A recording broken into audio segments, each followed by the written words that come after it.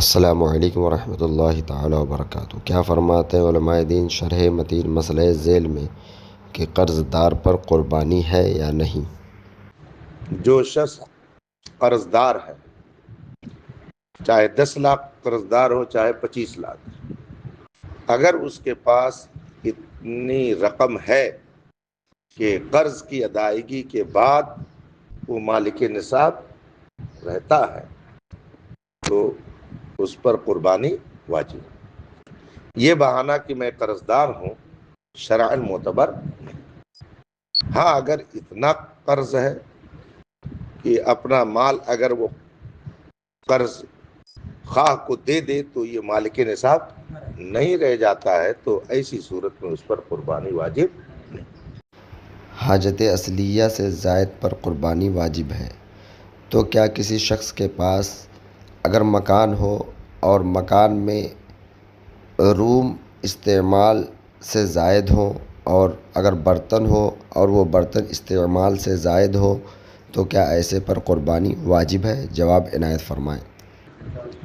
اگر کسی کے پاس مکان اتنا لمبا چوڑا ہے کہ جو اس کی حاجت اصلیہ سے زیادہ ہے، فرض کرو کہ کسی شخص نے 10 کمرے بنوائے اور 5 کمروں میں اس کی ضرورت پوری ہو جا رہی ہے اور 5 کمرے اس کی ضرورت سے زیادہ ہیں، تو اگر ان 5 کی قیمت 52.5 تولہ چاندی کے برابر ہے تو اس پر بھی قربانی واجب ہے۔ حتیٰ کہ اگر کسی کے پاس برتن رکھا ہوا ہے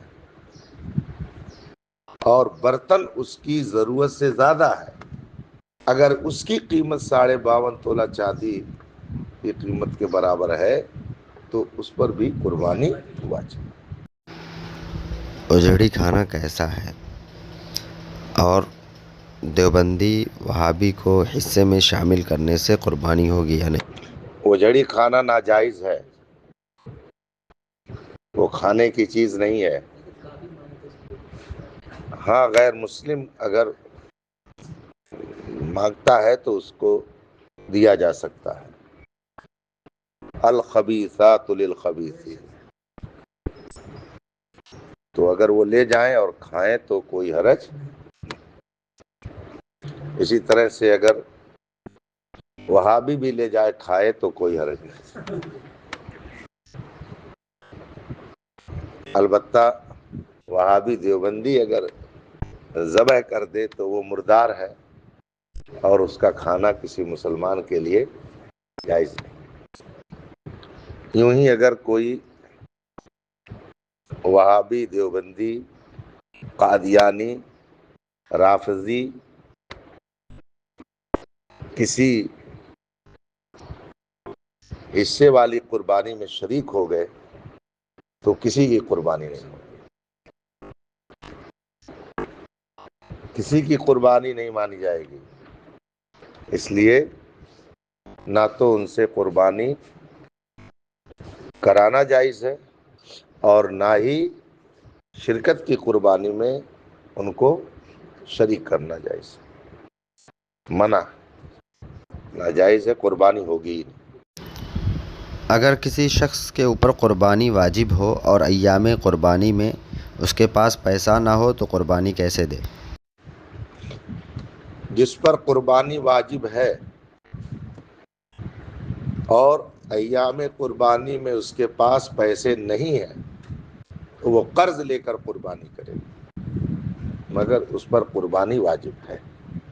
جس طرح سے اپنی دیگر ضروریات کو پوری کرنے کے لیے وہ انتظام کرتا ہے، یوں ہی قربانی کے لیے بھی اس پر انتظام کرنا ضروری ہے۔ کسی جگہ پر کسی کام کے ہونے سے کیا وہ کام جائز ہو سکتا ہے؟ کسی جگہ پر کسی کام کا ہونا یہ اس کے جائز ہونے کی دلیل نہیں۔ حرمین طیبین میں بے شمار ناجائز و حرام کام کا ارتکاب ہوتا ہے، جبکہ سب جانتے ہیں کہ ایک گناہ برابر 1,00,000 گناہ کے ہیں۔ حدود حرم میں داڑھی مڈاتے ہیں، داڑھی موڑتے ہیں، حدود حرم میں ناچ دیکھتے ہیں، فلم دیکھتے ہیں، معاذ اللہ رب العالمین شراب نوشی کی بھی خبر ہے، تو کیا مکہ شریف اور مدینہ شریف میں ان کاموں کے ہو جانے سے جائز کہہ دیا جائے گا؟